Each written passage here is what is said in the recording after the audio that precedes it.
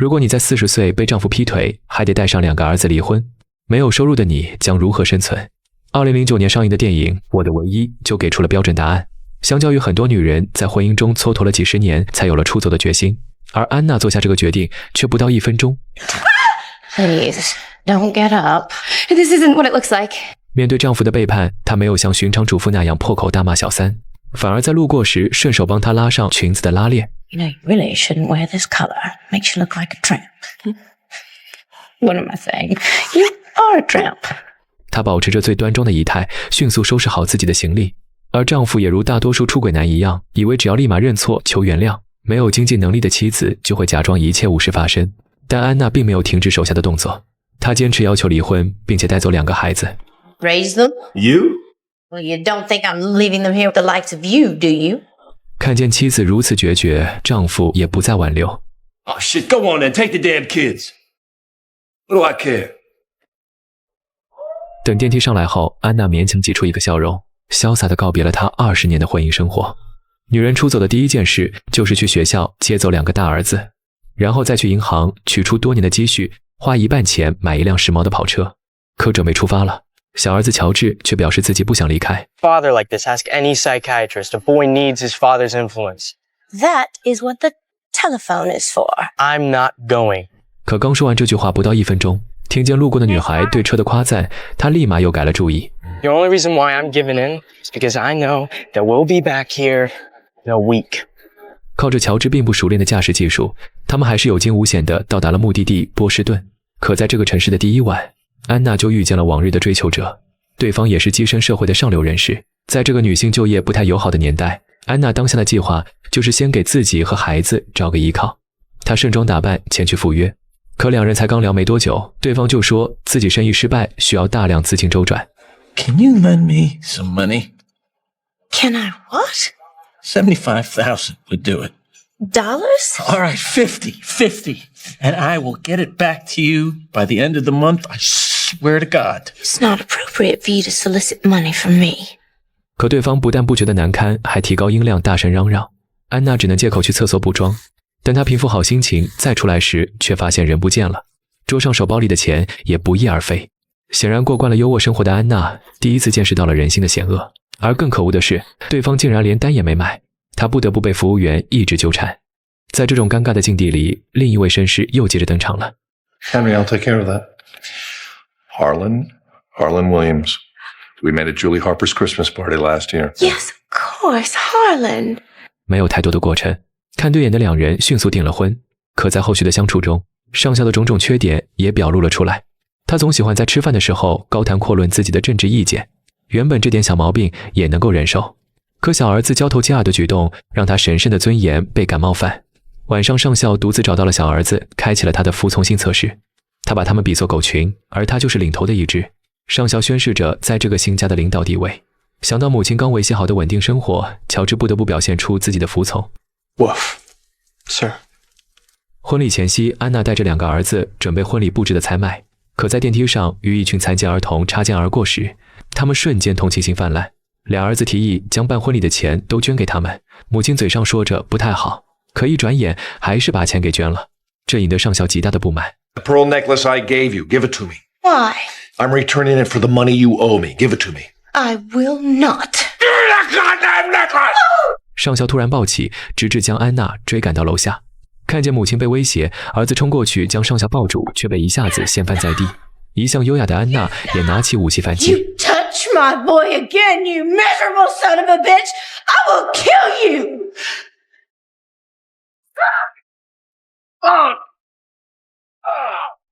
安娜又带着儿子踏上了漂泊的旅程，可她依旧不放弃寻找下一个伴侣的想法。因为在1953年的美国，女人的价值往往只能在生育和家庭中体现，能工作的机会更是少之又少。安娜只能通过这种在家的方式给予孩子稳定的生活，但他们所剩的钱已经不多，只能租住在底层人住的公寓。乔治不理解母亲为什么不打电话向父亲要钱，而母亲却坚持不需要他的帮助。事实上，父亲一直有寄钱过来，但都被他原封不动地退回了。No matter what happens in our lives, there are standards we must maintain. 凭着安娜出众的外貌，她很快就有了新的约会对象。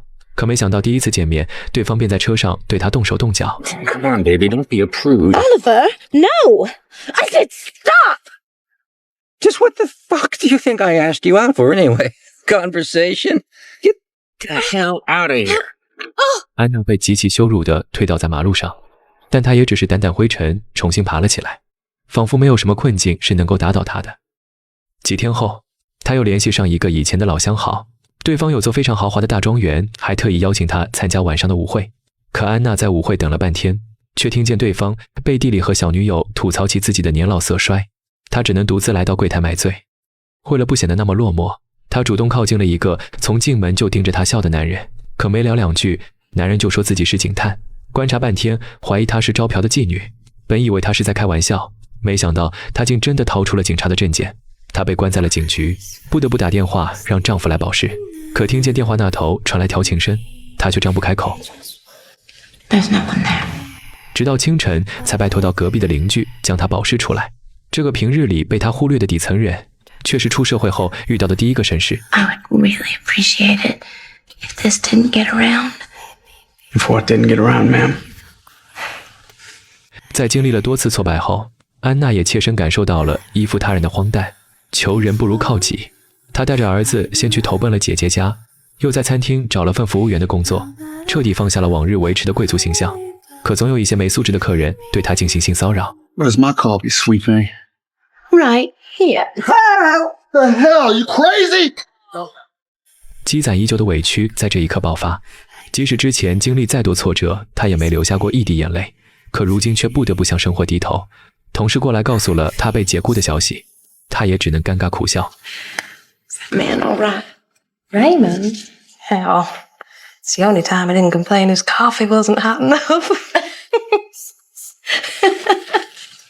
安娜重整旗鼓，这次她又去到了颜料店应聘，正巧碰见一位老妇人对颜色搭配拿不定主意。 Well, have you considered a peach? It would bring out this color in the fabric. 安娜的审美眼光很独特，在她的营销下，商铺的营业额增加了20%。原本不会雇佣女店员的老板也对安娜刮目相看，而她出众的外貌更是戳中了他的心。安娜再次被男人求婚了，她将这个好消息告诉了家人，乔治已经习以为常，只有姨妈控诉着命运的不公。上天总会眷顾像她这样的漂亮女人，但事情并没有想象般顺利。在结婚这天，店主正举杯许下忠贞的承诺，可一个陌生女人的到来打断了愉快的氛围。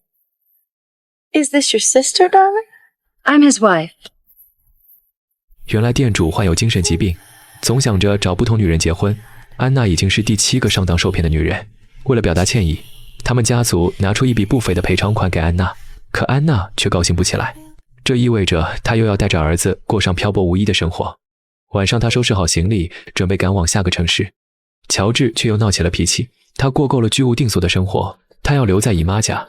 这里有他喜欢的学校和朋友，老师也认可他的写作才华。特别是在听到母亲为了施展哥哥的才华而选择去加州的好莱坞时，他瞬间感觉自己被轻视，认为母亲从来就不了解自己，于是向他发起了提问。 Here's an easy one. What's my favorite book? Huh? Tell me what my favorite book is and I'll go with you. I don't know what your favorite book is. It's Catcher in the Rye. We have a winner. And you're a lousy mother. George. 其实安娜不是不想了解儿子，不管生活如此艰难，都没想过弃他们于不顾。只是对于一个女人来说，带着2个孩子讨生活何其不易，她已经没有多余的精力去关注孩子的想法。但这一次，安娜选择尊重乔治的决定，她带着罗比重新踏上了旅程。她总是教育孩子们在开车时永远不要往后看，可这一次，她的眼神却不断瞟向了后视镜。 Don't look in the mirror, remember? 看着哥哥和母亲的离去，乔治心中开始有了后悔的想法，但怪自己话说得太绝，以至于没有了挽回的余地。但哥哥罗比还是会天天打长途电话过来，告诉他们现在靠搭顺风车赚钱。其实罗比并不算是他的亲哥哥，他是母亲和第一任丈夫所生，性格从小就比较阴柔，最喜欢的就是刺绣和表演，偶尔也会有人嘲讽他是娘娘腔，但母亲都会尽力保护着孩子的自尊。这天，他们搭载了一对人畜无害的小情侣，可车子行驶到一半，他们就劫持了安娜，并威胁罗比把全部的钱都给他。 Go get it, Pansy. Okay. 显然劫匪并没有把他放在眼里，直到罗比掏出了包里防身的手枪。 Put down the ship, soldier boy. Make me, Ferry. 这一刻的罗比像个英勇的骑士，挣退了穷凶极恶的劫匪。可他们却又犯了一个致命的错误，将那个自称被胁迫的女孩带上了车。对人性毫无防备之心的母子俩再次被上了一课。女孩趁着他们用餐的空隙，卷走了车上所有的钱，和劫匪跑路了。他们又陷入了穷困潦倒的境地。乔治听说了他们的状况，这才得知母亲在临走前怕他在姨妈家受委屈，将那笔赔偿金全留给了他。他意识到母亲虽然有很多缺点，但对他的爱却永远不会减少。相较于父亲来说，当初看见父亲的乐队来到本地巡演时，他就有偷偷前去找过他。父亲会高兴地向所有人介绍这是自己的儿子，也会大方地拿钱给他花。但当他表示想跟父亲一起回纽约时，他却以不方便照顾为由拒绝了。这导致乔治也一度认为父亲就是个混蛋，但母亲却制止他。 Don't talk like that about your father. You'll regret it one day. Your father adores you. 安娜没有因为丈夫的出轨就抹黑父亲的形象，反而列举了小时候父亲为她做的所有事。乔治怀念起母亲对他的好，带着所有的钱赶去和他们会合。当看见儿子的那一幕，安娜的嘴角忍不住上扬，可她还是故作高傲的不去看他。 Just drive. 他们一路披星戴月，终于抵达了梦之城的洛杉矶。将相伴一路的跑车卖掉后，租住在一栋有些破旧的房屋内。可这天，安娜买菜回家，竟发现前夫找到了这里。也许是阅尽各种风情后，还是安娜最符合妻子的要求。她厚着脸皮向他提出了复合。 I can't do that. You love me anymore? I don't know if I love you anymore. But I do know that I don't need you anymore. 女子独立，则天地皆宽。现在的安娜早已醒悟，也许依靠婚姻的路径充满了诱惑，但不如依靠自己。这条路虽走得辛苦，却也稳定。作为乐队指挥的前夫，曾经为她写过一首《我的唯一》，靠着这首歌，她红遍大江南北，却逐渐忘了自己的初心。而安娜却找到了内心的归宿。她带着2个儿子回归生活的本质，甘愿顶着毒辣的太阳去影视城里跑龙套。可即使扮演奴隶，安娜的美貌还是很难被人忽略。过了几个月，安娜突然接到来自纽约的电话，得知了前夫因病去世的消息。即使父亲很少陪伴乔治，她也没感受到多少父爱，但还是忍不住放声大哭了起来。她决定回纽约参加父亲的葬礼，并打算就读那里最好的学校，实现她当作家的理想。但这样就不能和母亲一起生活了。安娜表示尊重她的决定，可真回到纽约独自生活时，孤独感又席卷而来。她才发现，那些和母亲在一起的冒险旅途才是她灵感的来源，便又提着行李回到了片场。碰巧看见哥哥因为糟糕的表现被同事嘲讽，她仿佛无师自通般和哥哥讲起了怎么带入角色演戏。而这一幕也引起了导演的注意，他也被挖掘出演戏的天赋。 This is where I belong. With you, with whatever's left of my family. I didn't know before, but I know it now. I made the mistake of leaving once, but I'm home now. And I ain't going anywhere. 在机缘巧合下，原本想当作家的乔治当了演员，而罗比也不沮丧，准备转行干其他的工作。母亲的身边依旧不乏各种追求者，但他生活的重心不再是寻求他人的庇护。和母亲那段冒险的旅程中，教会乔治很多道理。他永远不会向后看，永远不会因为失去了优渥的生活而后悔和丈夫的离婚。就算一路上遭遇了不少白眼和嘲讽，他也坚持认为事情总是会变好的。但令他最深体会到的道理，还是靠自己也能生活得很好。